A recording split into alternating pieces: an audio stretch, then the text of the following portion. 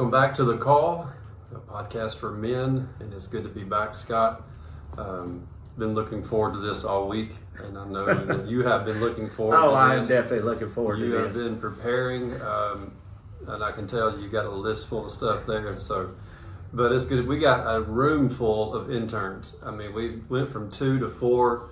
We're fixing to make some incredible audio and video guys here in the podcast. So excited to have them. Scott's got 2 of them decked out with camo, and so when turkey season starts, they're going to be in the woods with us, like trees, just still as can be, videoing every bit of the action. So I hope Alejandro and Andrew, I hope you guys are ready. They're going to look like National Geographic by the time it's over with. Yeah. You're in good hands with me and Scott, so Scott, what's going on? What's been going on? Oh man, it's been a crazy week. Got a couple of stuff. We're still working on the merchandise. We got the first order of hats together. Started working on the web page, which that is coming along really well.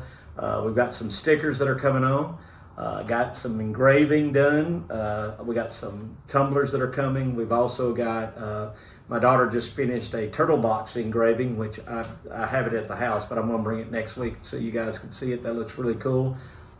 And we're trying to, this episode is basically, the first was to try to meet us, right? We're trying to give you guys kind of a little bit into our history, what we did, what we've come to be, and today is Stacy's time. Stacy got me last week. For you guys that weren't a part of the podcast, Stacy, I was not expecting that, and unloaded the questions on me. A lot of it, we were just flowing with it, but I had no idea that that's what we were going to do. So hopefully today we'll talk about a couple of different things. Yeah, and I believe it turned out amazing. I like those, no warning kind of questions, where you just got to be real, you know what I mean? So it was definitely real, and so I appreciate you being transparent and just sharing your heart. It was really good, and so if you haven't went over to our YouTube channel, if you haven't been to Spotify and our podcast, please go on there and like and subscribe. Yeah, definitely. We need all the help. We're trying to grow this platform. I think we're up like 77, 78 on YouTube. I'd like to see 100. I know you're talking about merch. If we can get above 100, I think we can do a giveaway. Oh, I think so too. Yeah, on hats, and maybe I think you're getting stickers, and you said something about T-shirts maybe coming later on, and so, but yeah, maybe just doing a turkey season giveaway with a cool hat and some turkey stuff, maybe. Yeah, things that you need. A couple of calls, Yeah. Yeah. Well, since we're the call, we could give. I know it. I was going to give you a call today. I had bought a turkey call. It's the first one I've probably bought in 20 years, right? Oh, wow. And you start blowing it again, and you're trying to get that sound of that thing, and it is absolutely sometimes embarrassing. I think the woman at the bank today, when I went to make a deposit, I was blowing that thing, and she was like, "What in the Lord's name is that you're calling?"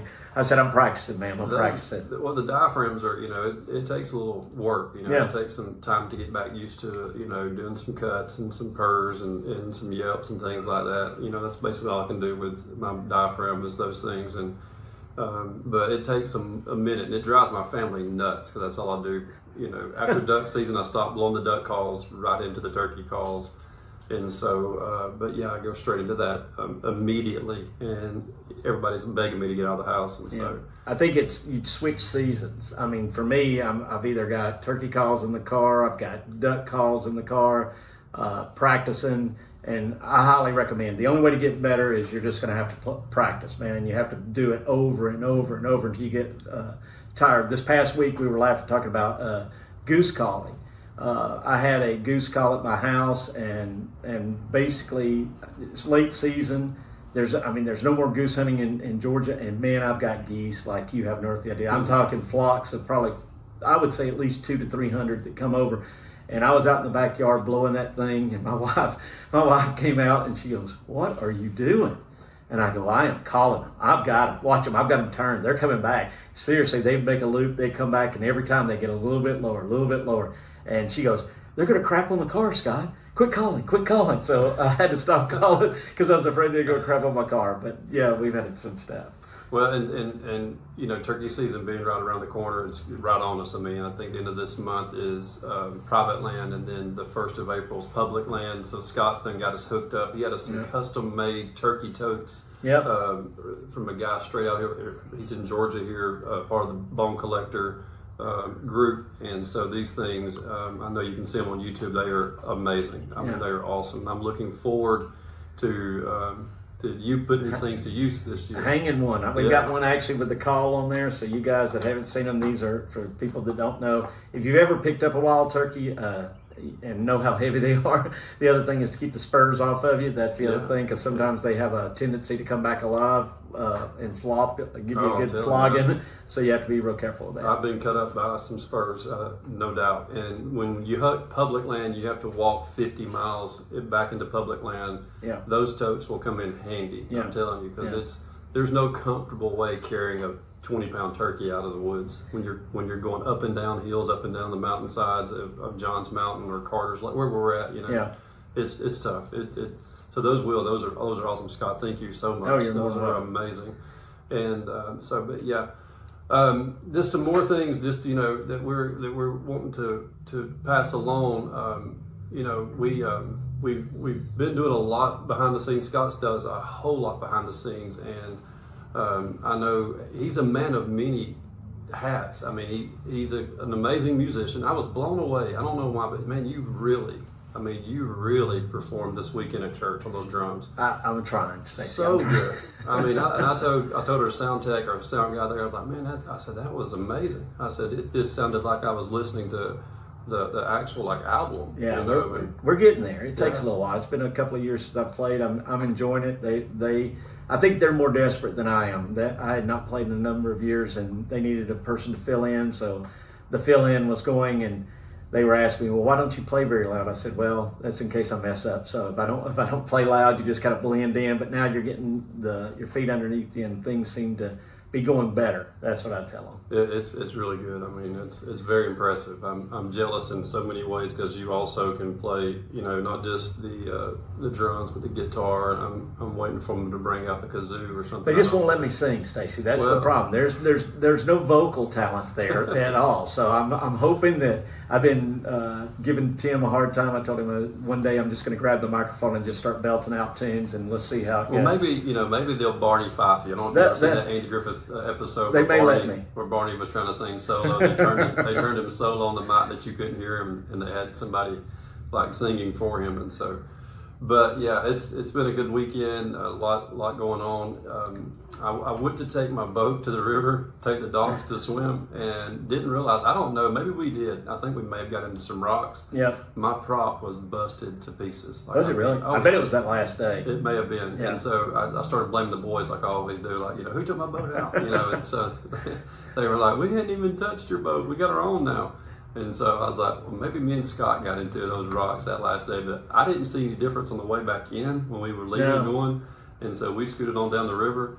But it's definitely going to have a change. Listen, I done took it off. It's bad. It's beat and like broke. One of them's broke slap off, and then the other one's got a big crack right down the middle of the fin or whatever. And so, but that can wait. You're getting there. I told them the next thing is we're working on trailers. So you guys that see us come in at the boat ramps, you're going to know who we are.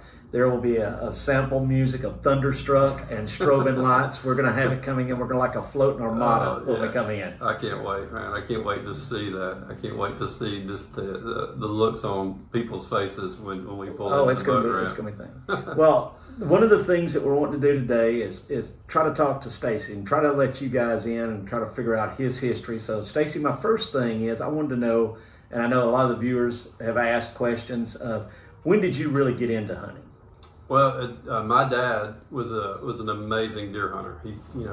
He started hunting when he was young with his brother, who took him hunting, got him into deer hunting. And so my dad, as far as back as I can remember, was this amazing deer hunter. He always killed way beyond his limit, and and he'd always stack deer up at our house. And so he would take me when I was little, put me in his coveralls, and being freezing cold.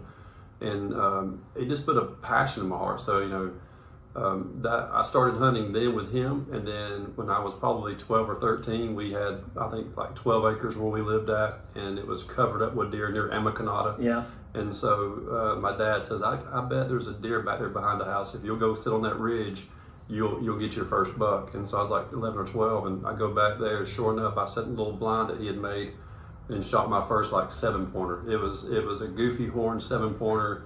My dad wanted it out of the herd. He was, my dad was the kind of person who watched the herd. And so he knew which one of the little, he said, there's a scrub back there. I've been seeing him a lot. He said, if he comes in, just blast him. And so I blasted him, just real quick. I blasted him, and he runs up beside the blind my dad had built.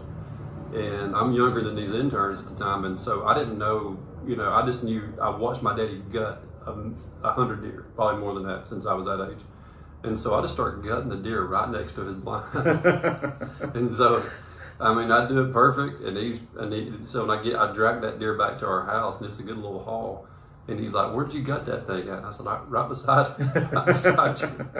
beside your blind. And boy, he went off. He's like, "I can't believe it." He said, but he was proud. But that's where I got started. Yeah. So out of the hunting, what would you say is and I already know the answer, but I'm going to ask this because the viewers, I'm asking some questions, guys, that people have posed to us online, which there are some funny ones, so I'll get that one here in a minute. But really, I know, you tell me, letting the viewers know, what is your passion of which hunting do you love the most? Probably, it's funny. It's kind of a toss up between turkey and duck. I love duck hunting just for the fact I get to do it with my buddies, and I get to work a dog. I've been, training labs part time, off and on for about 20 years, and so I would have to say, this duck hunting, just that getting up early in the morning, being out there before the sun rises, standing waist deep in water, talking to your friends, and just not knowing what's going to happen. Expecting it, but not really knowing what's going to happen. And I think that excitement of the unknown, is I'm just passionate about that. I'm passionate about, just the sport in general, duck hunting. Well, a lot of people, one of the viewers asked this question, which I thought was hilarious. They wanted to know, what was your spirit animal? A spirit animal? Oh my goodness. Well, if you know me, I've got a huge lion tattooed on my chest, and so I guess I would hope to be the lion. The lion is the spirit animal. I would hope that would be my spirit animal, would be the lion, but that or a lab dog, I don't know, lab. Well, one of the questions that our viewers had was interesting because Stacy had a huge presence, which he still does, on Facebook, and he brags on things, but Stacy's also a man of many talents. He influences a lot for you guys in our local community with the FCA. I know he's a huge part of that. Trying to reach the youth, and one of the things that they were asking was they wanted to know when the event happened that you were saved. That's the first question. Yeah. And then what propelled you into wanting to talk to youth? I guess that was the next question. That's an awesome question. I didn't grow up in church. My dad was a professing atheist, and so I came to faith in Christ when I was probably 19. I had went down front of a church when I was 11 and made some kind of lip profession, didn't know what I was saying or doing, didn't know anything about Jesus or sin. All I knew, Scott, is I didn't want to go to hell. That's what the preacher said, and I was like, nope, I don't want to go there. You gotta figure it out. And so I just went down and, got kind of emotional, and then nothing really happened. Nothing really changed. I just kept living the way that I lived, and I just kept going in that same direction, and became the worst sinner probably in high school that anybody could ever. I was known for partying. I was known for drugs, alcohol, all that. I did everything. I put my brain on a shelf in high school and told my friends, "You make me what you want me to be." But I did that with also being a 3 sports athlete, doing all that.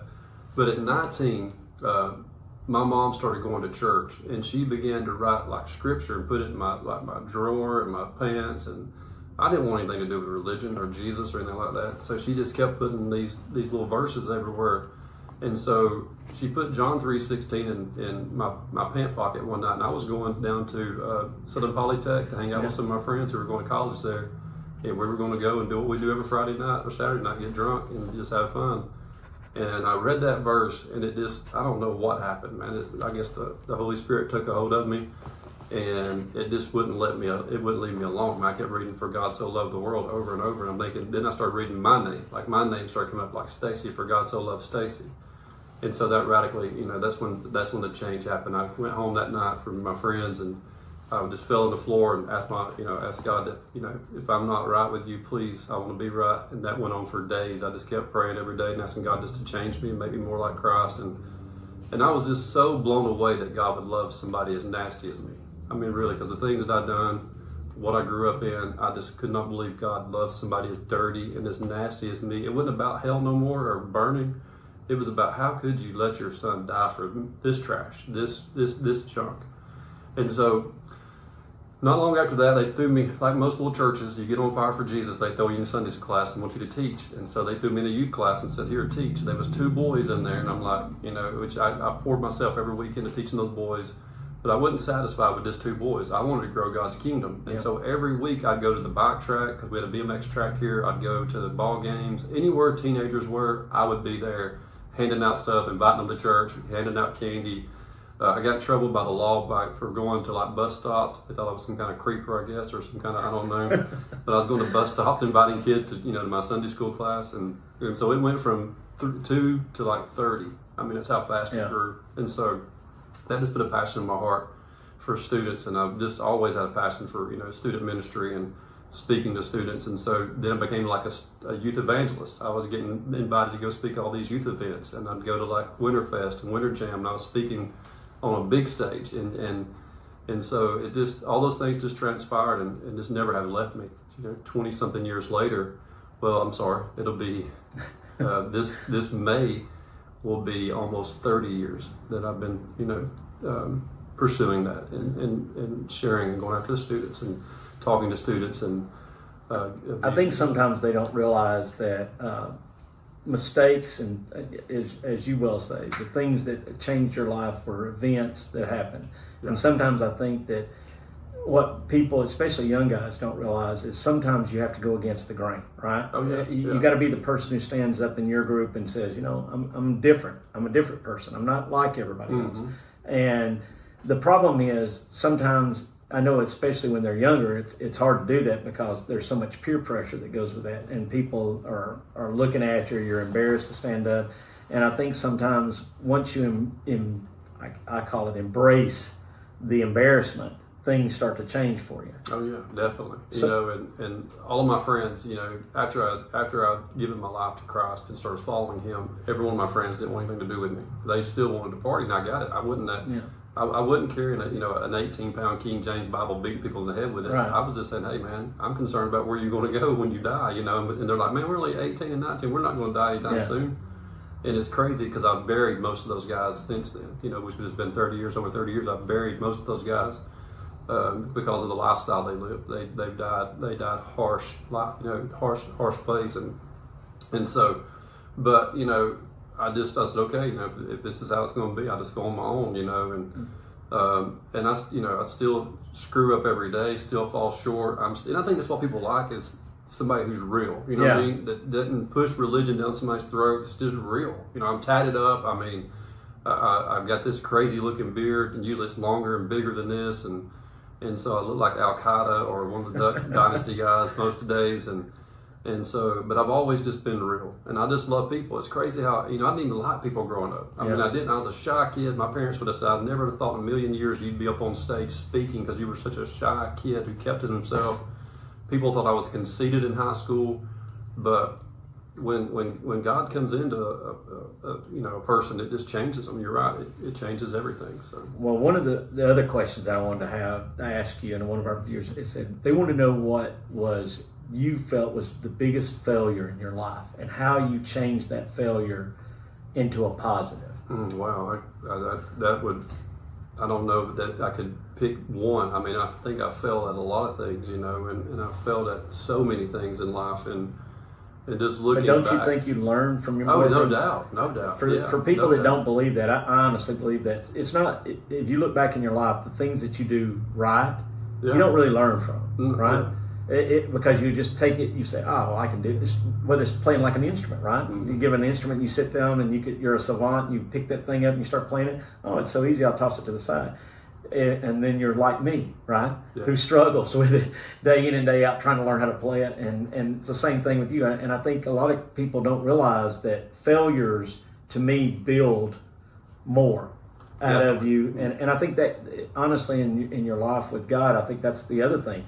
A lot of people, I think, pray for certain things, whether it be wisdom or patience and stuff like that. What I tell people when they tell me that, I said, remember what you asked for, right? Oh yeah. Because he's gonna put it to you. He's going to give you the lesson to go with it. Like 100%. If you want wisdom, he's going to give you everything in your life to trouble you to the point that you think you're mentally going to break. That's true. But the thing is, God being a gentleman, he never pushes anything on us. He gives us the opportunities to grow. And I think a lot of times looking back, I've failed at so many things, but that's the whole beauty of it, is that when I failed, I didn't. Can you imagine, Scott, me falling down and just laying there for like 6 years? No. You know what I mean? No, not knowing you personally now. I wouldn't think that. I mean, but could you imagine the stink and the disgust of somebody falling and never getting back up? You know what I mean? Yeah. And so, I think as Proverbs says, a man falls 7 times and gets back up. I have fallen so many times in this walk, and I feel like I've failed God so many times in this walk. But I didn't lay there. I didn't lay there in my stench. I didn't lay there in my filth. I didn't have a diaper on.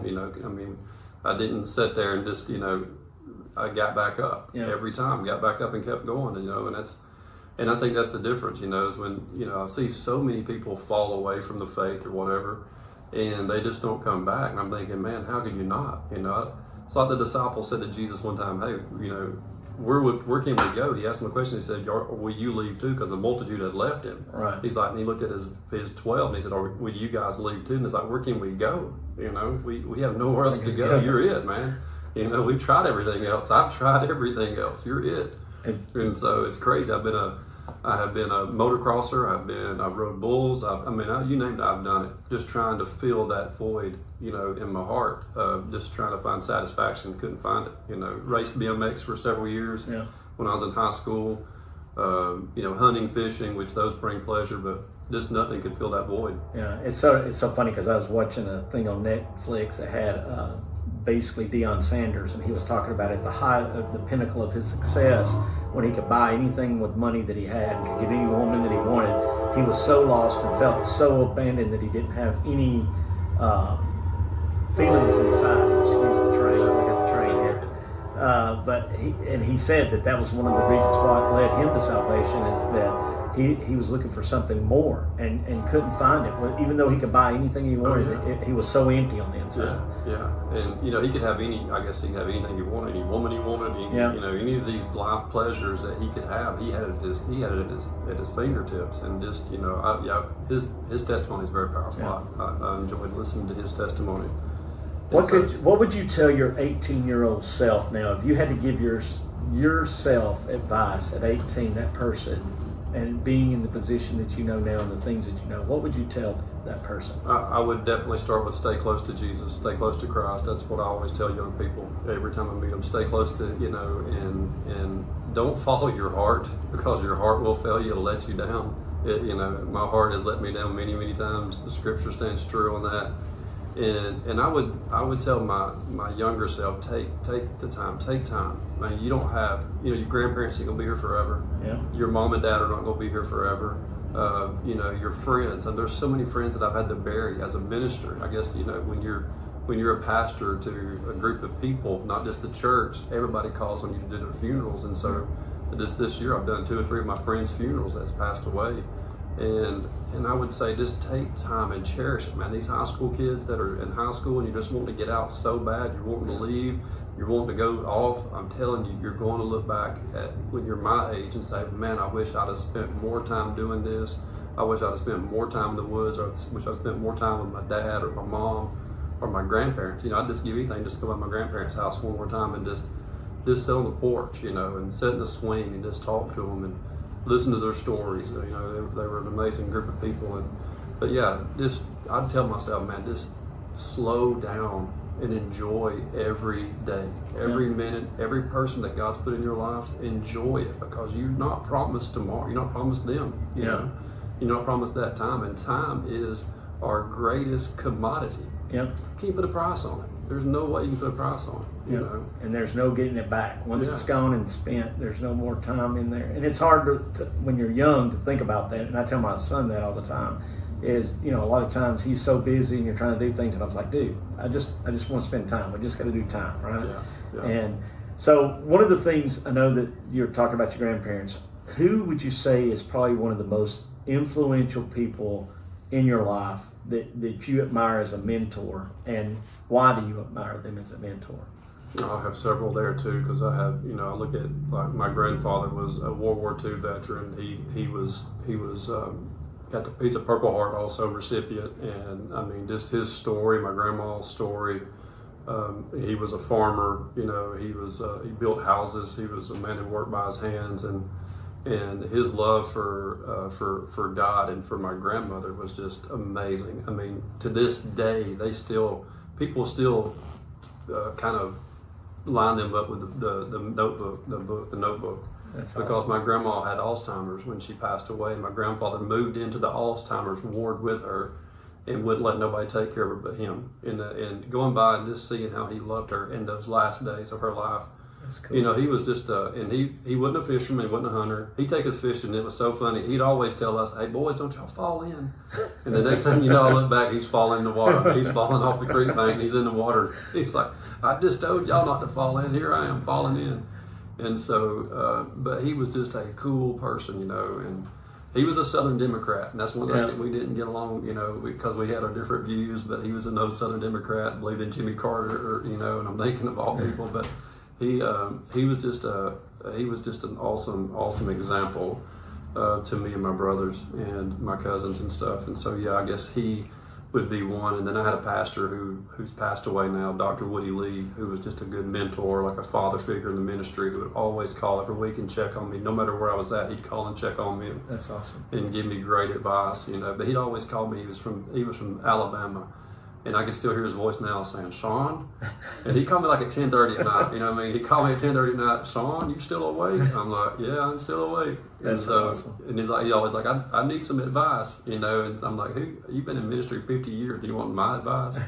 But yeah, those are people that really made a difference. And my dad, of course, I can't leave him out. Even though he was an atheist, he was an amazing dad.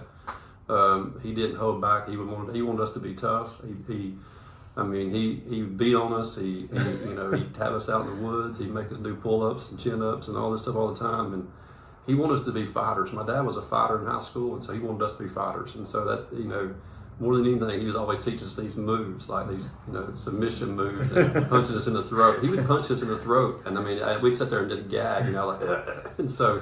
And he's like, "How'd that feel?" And I'm like, "It hurt." He said, "Imagine somebody hitting you, you know, twice that, you know, that speed." I think we've scared half our interns right now. They already got the fear of God in them over here because they're afraid Stacy's going to practice on them. No, I won't do that. My dad, and that was a crazy thing. My friends would come to my house and just to get beat up. Yes, so my dad would beat them up. And come to find out, I didn't really realize this, but they didn't have dads. Yeah. You know, and they come over there because my dad would show them his attention by hurting them. Yeah. They would keep coming, like every week. You know, they come over and let my dad beat up on them. Yeah. And they would just keep coming. And now looking back, I didn't know why they wanted to be at our house, but they didn't have a daddy in their life. My dad taught them how to fish and cut, you know, skin a deer and all this stuff. And so those are the influences those are the ones that made the biggest impacts in my life. Well, tell me a little bit about your family. Now Stacy has a very large family. And so I'm going to let him tell about it because people want to know about his family, and I'm going to let him introduce everybody to it. We are the modern day Brady Bunch. My wife and I, we both come, you know, we went through some pretty traumatic divorces, and it was just me and my boys for a long time, or, you know, until I met my wife. And so she had 3 kids. She had a daughter and twin boys, and I had 3 sons, of course. And then we brought that chaos together.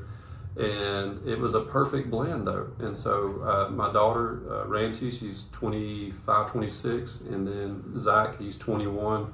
And the twins are going to be 20 here this month. And then AJ's 19. And then Trent, the youngest, the baby, is 14. He's a 6'2", you know, baby. So he's 6'2". He's not even in high school yet, is he? No, he's in 8th grade. And so, but here's the crazy thing, you know, and really, because we've been together for so long, they grew up in the pastor's home. They're all pretty amazing kids. I mean, really, they've never given us any trouble.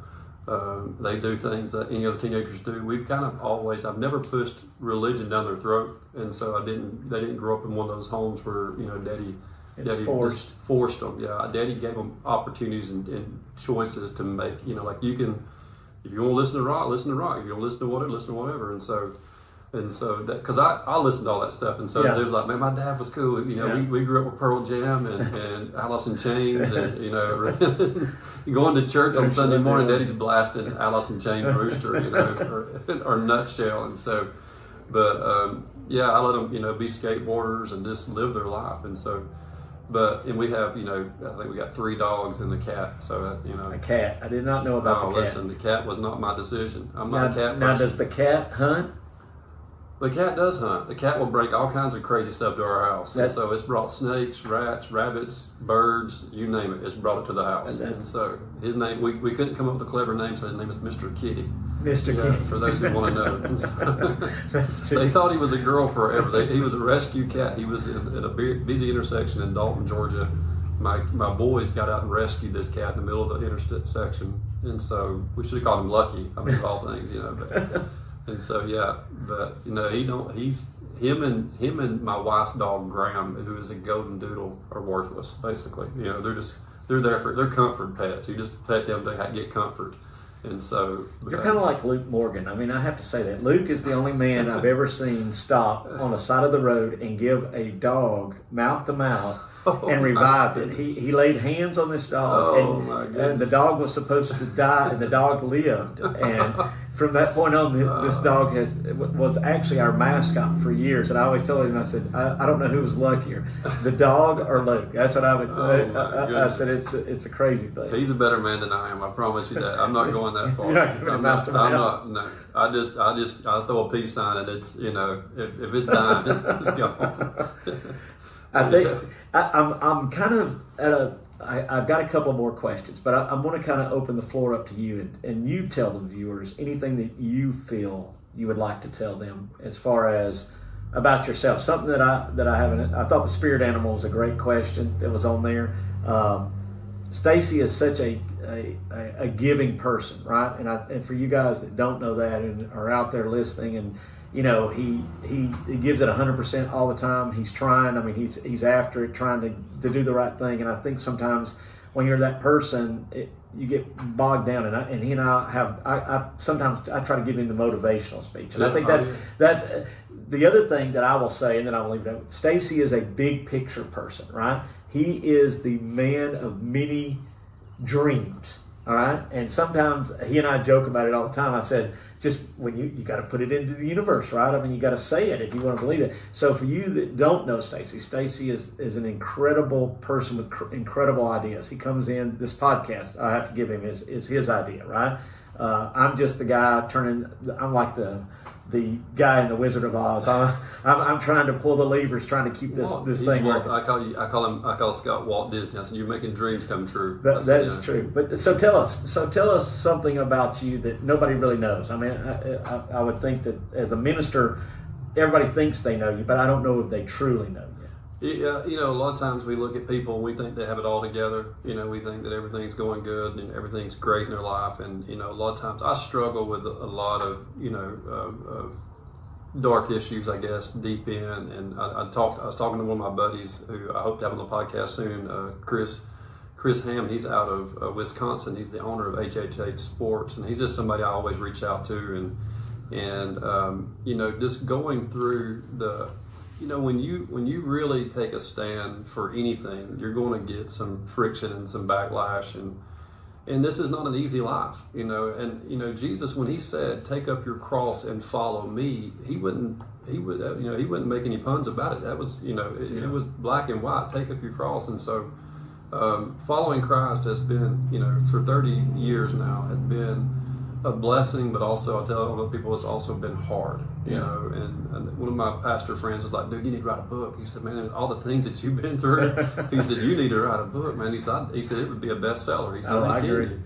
And so, you do carry as a man, you carry a lot, and so a lot of times as a minister, people don't see, the lay people don't see how much a minister carries. And as far as like, I'm not just carrying my family. Right. I'm carrying the family of, 150 people or more. Yeah. And then with student ministry, I'm carrying their families, I'm carrying them, I feel like, that. And all the baggage that goes with all it. the baggage and stuff. And so, and so you really, I think that's allowed, I think God allows that for me just to stay close to him, and I know that when I get away, it's never good. And so I try to stay close to him as close as I can. And then, just being real, like I said, at the end of the day is so important to me. I just want to be real and transparent, and that's why I'll come talk to you. And you, like you said, you are a great, and Scott don't always tell you what you want to hear, but he'll tell you what you need to hear, and that's more important than anything. Find somebody in your life. Find a man, guys, find a man that will tell you what you need to hear, not what you want to hear. That'll be real to you. They listen, suck it up, buttercup, kind of thing, and so don't find yes men, find men that's going to help you be better and grow and be a better man, be a better father, better husband. Here's the thing about, I've never liked my name. I've always, they named me Stacy, and I got beat up a lot and got a lot of fights because everybody was like, that's a girl's name, and so I'd get in a fight on the school bus or get in a fight and get in trouble. And so, but my dad, he said, if I'd had my choice, you'd have been named Maynard. And I'm thinking, well, maybe Stacy would be a better name. I said, well, Stacy's, compared to Maynard, it's probably just a little bit better. But I was like, man, why don't you just name me Sue, like the Johnny Cash song, you know what I mean? And so, well, it's funny because when I went to get this tote made for Stacy, I couldn't remember his middle name, and I went absolutely brain dead. Right? I just could not remember. Then I remembered. So your middle name is Nathaniel. Yeah, Nathaniel. Yep. And my mom got that from the Bible. My mom was a big Stacy Keach fan. He's an actor from that day in her time, and he was on some westerns, and I think the Blue and the Gray or some kind of movie back in the day about Civil War. And so she was a huge fan of him. I was like, you could have been a huge fan of anybody. I mean, I said, well, I didn't put it on there because I was like, he never goes by that name. So if you guys are out there and you see him, you just call him Nathaniel from now on, and Stacy will answer to it. It's like me and Terry. That's my name, so my first name, so I don't answer to it. Yeah. And so, but, that's just some things. But, trying to be a better dad, better husband, it's a full-time job. It ain't something you can ever relax on or take a break on, At the end of the day, one of my members up there when I was in Dalton said, Stacy, nobody can never say that you weren't an amazing daddy. I mean, you were an amazing father. And so I've always, because I had a great dad, and I've always wanted to be a great dad. And, that's why we were doing this podcast, the call, God's call on my life. I want to get back to that just real quick. You said, what happened? Well, when I was 19, I heard God call me. I heard God call my name. And that was the difference between when I was 11, I went down front with my mom and all them. Yeah. God didn't call me then. I went down because my mom went down, and down front's where everybody goes to get saved, whatever. So I went down front with all them, and so I got emotional because my mom was emotional. I watched her weep, and I started weeping with my mom. So people just all of a sudden said, "Oh, he needs to get saved," And so I don't even remember praying that day. But that when I was 19, coming back home, I remember the Holy Spirit speaking my name as clear as I just said it earlier. The name that I don't like, He was calling my name.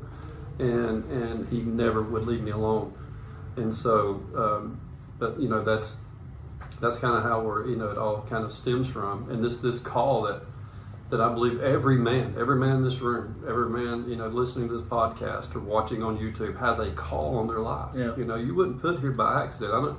You can be a creationist. I've got friends who are atheist, agnostic. I got friends who are, like I said, who don't believe the way I believe. And I was having a discussion with one of my agnostic friends not too long ago, and I was like, if what you believe is true, then we're okay. We'll just be worm dirt. We'll just won't exist no more. We'll just go into the dirt, and we'll decay. And I said, but if the Bible's true, and his name was Nicky, I said, Nicky, if the Bible's true, and it stood the test of time, they've tried to prove it wrong. I mean, they've tried. I mean, even some of the even atheists who tried to prove it wrong have come to faith in Christ. And I said, if it's true, then you have everything to be concerned about. Yeah. And he's very intelligent. I mean, Georgia Tech person. He said, Stacy, he said, I've never thought about it like that. He said, I've never really thought about that simply. He said, I know that's simple, but I've never really thought about it like that. And I said, well, I want to give you some, some thoughts there that Yeah. you could, maybe take with you. And so, And I think it's simple. A lot of times we Yeah, think it's a lot more complex than what it is. And Stacy and I had a thing a couple of weeks ago, and I heard this guy that was on a video. It was either on YouTube or something. And I sent it to them, and I was like, dude, it's this simple. It really is. And we try to make it a way harder. We think it's got to be this, it's got to be that, it's going to be some kind of divine intervention that's comes in, and it really isn't. It happens. And the problem, I think, and I say this in my own life, is that when it started to happen, I tried to put the brakes on it. oh yeah, Right, and I think that if you're a worldly person, that's something that happens. And as you get to be older, you look back and you think, man, if I hadn't put the brakes on it, imagine what would have happened. I mean, it would have been on. You just gotta, you can't stop it. But I think that you get to a point in your life where it becomes rational, right? It becomes more thing. And I always think that God is a great comedian, right?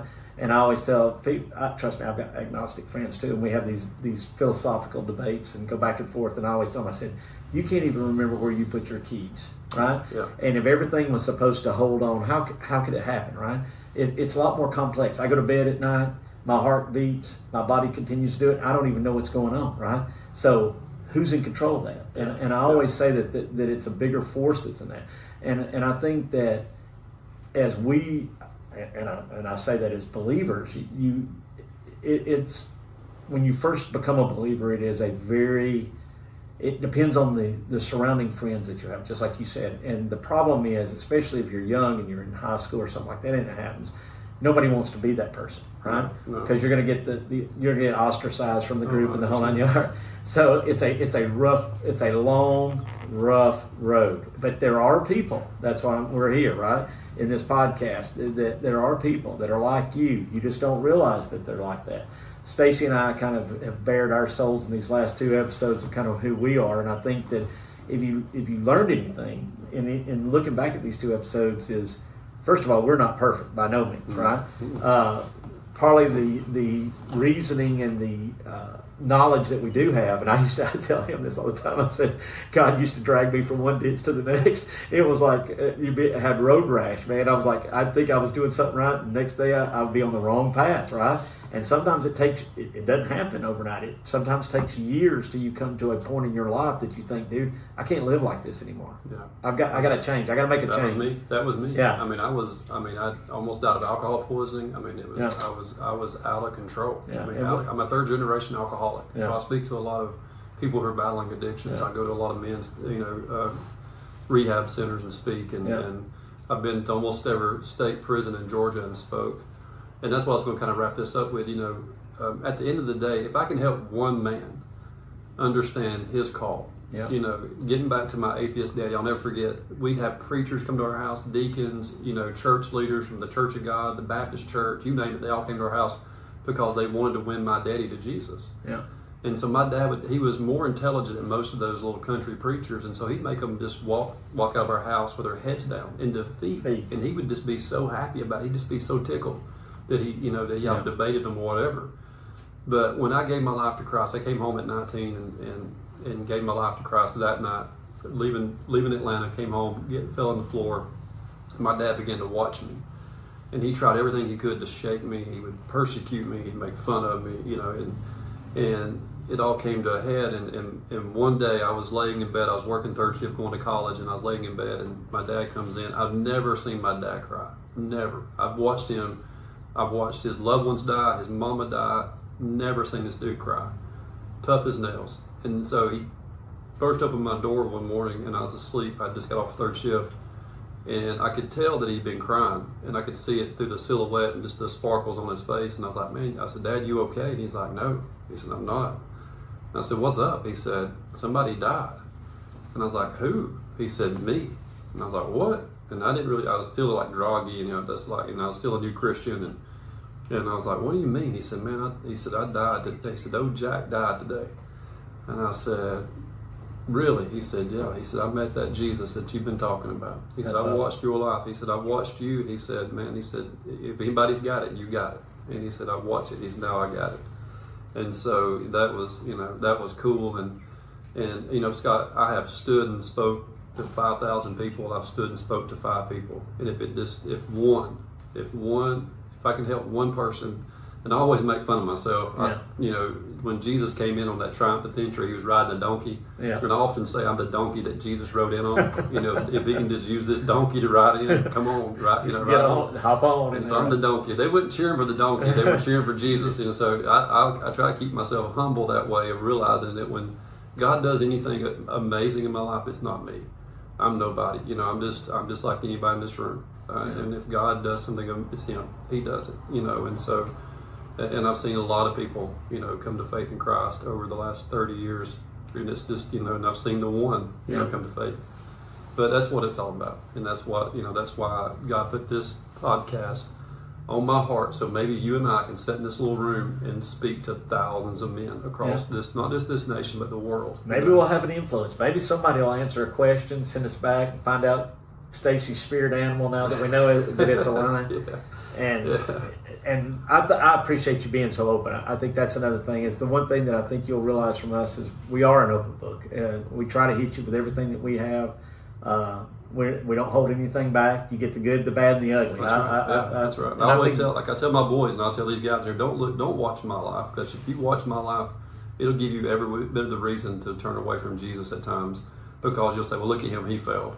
And so I always tell my boys, because I was like, look at Jesus. Don't look at me. Yeah. Look at the one I'm following. I don't always follow him perfectly, but I want you to look at him. Don't look at me. And that's where people get church hurt a lot of times, or get hurt, because they look at some guy that did fall. That did, so and so used to be in church. Yeah. Now he's out there. He's human. All right. Well, I always say the same thing. I said that everybody is. We're all trying to get to the same place, right? Quit trying to tear everybody down. Exactly. Let's instead of tearing people down, maybe we help pick them up, right? Yes, definitely. Because I think that sometimes with organized religion becomes a big obstacle that, okay, I'm a Baptist and you're a Methodist, or you're a Pentecostal and I don't deal with you. I mean, I don't really look at the lines. I look across the thing and just say, hey man, what can we do? That's what and that's what I've always tried to do. I remember Jesus, his disciples was trying to stop this guy from casting out devils or whatever in his name, and Jesus like, why are you trying to stop him for?